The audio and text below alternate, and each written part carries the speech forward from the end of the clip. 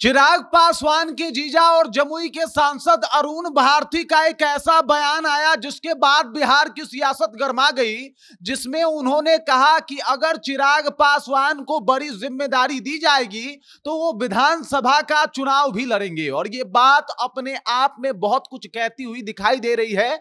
तो क्या ये मान लिया जाए कि चिराग पासवान जो है वो मुख्यमंत्री की दावेदारी पेश कर रहे हैं, और क्या ये भी मान लिया जाए कि नीतीश कुमार को रिप्लेस करने की एनडीए में पूरी तैयारी हो रही है और 2025 विधानसभा से पहले बड़ा खेल हो सकता है। सब कुछ के ऊपर बातचीत करेंगे, लेकिन उससे पहले मेरा परिचय जान लीजिए। मेरा नाम है रजत और आप जनता जंक्शन देख रहे हैं। आपको बता दूं कि रविवार के रात में एक मीटिंग बुलाई जाती है लोक जनशक्ति पार्टी रामविलास के कार्यालय में, जहां यूथ विंग लोक जनशक्ति पार्टी रामविलास की उपलब्ध होती है।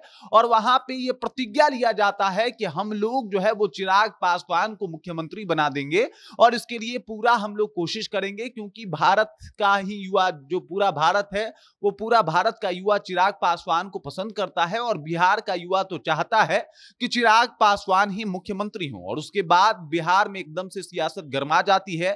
फिर एंट्री होती है चिराग पासवान के जीजा अरुण भारती का, जो पहले कहते हैं कि भाई साहब भारत में जो युवाओं में लोकप्रियता चिराग पासवान की है दूसरा किसी नेता का नहीं है। और उसके बाद उनका एक और बयान आता है जिसमें वो कहते हैं कि भाई साहब अगर चिराग पासवान को कोई बड़ी जिम्मेदारी दी जाती है बिहार में तो वो बिहार विधानसभा का चुनाव इसी साल लड़ लेंगे। अब इसी साल चुनाव लड़ लेंगे और बड़ी जिम्मेदारी, दो बड़ी बात जो है वो सामने आती हुई दिखाई दे रही है।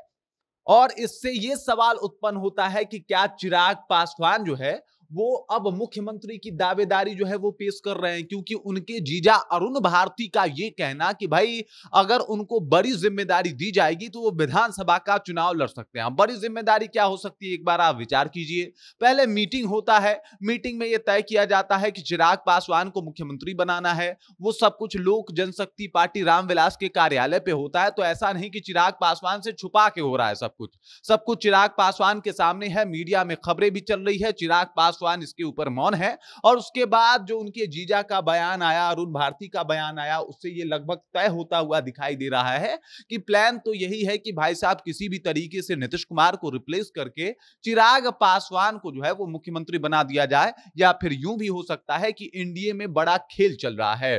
खेल का वजह टिकट बंटवारा भी हो सकता है। जी हां, बिल्कुल, टिकट बंटवारे की वजह से भी यह हो सकता है कि चिराग पासवान की पार्टी जो है वो प्रेशर पॉलिटिक्स खेल रही हो और वो ये बताने का प्रयास कर रही हो कि भाई साहब इस बार हमें भी अपनी हिस्सेदारी जो है वो चाहिए। क्योंकि लोकसभा चुनाव में हमारा स्ट्राइक रेट 100% का रहा, तो इस बार भी जब हमें सीट मिले तो थोड़ा हमारे हैसियत का अंदाजा रहे, ख्याल रखा जाए और उस हिसाब से हमें सीट दिया जाए। इसी को लेकर तमाम बातें जो है वो अभी लोक जनशक्ति पार्टी रामविलास में हो रही है। और चिराग पासवान इसके ऊपर खामोश है, कुछ भी खुल के जो है वो नहीं बोल रहे हैं। उनके जीजा बोल रहे हैं, उनके कार्यकर्ता बोल रहे हैं, उनके नेता लोग आके बोल रहे हैं, लेकिन चिराग पासवान खामोश है। चिराग पासवान कुछ भी नहीं बोल रहे हैं। और इसे कहा जाता है सामने वाले यानी भाजपा और जेडीयू के ऊपर जो है वो प्रेशर बढ़ाना।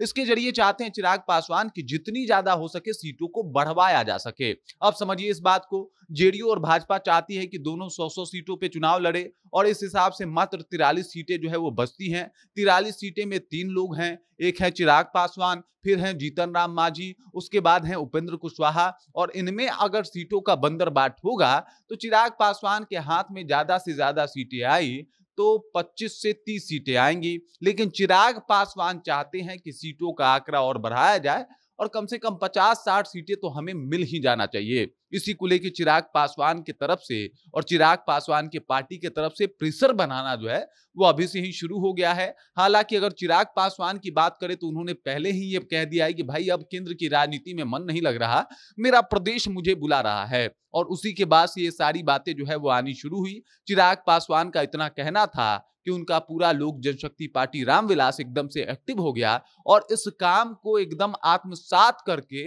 एकदम पूरा वो जमीनी स्तर पे जुड़ गए कि भाई साहब किसी भी तरीके से चिराग पासवान को जो है वो बिहार के पॉलिटिक्स में लाया जाए और इसी बहाने थोड़ी बहुत सीटें भी बढ़वाई जाए। अगर वही कहा जाए तो चिराग पासवान के बारे में माना जाता है कि भाई वो 2030 में वो अपने तरफ से जो है वो मुख्यमंत्री की दावेदारी पेश करेंगे।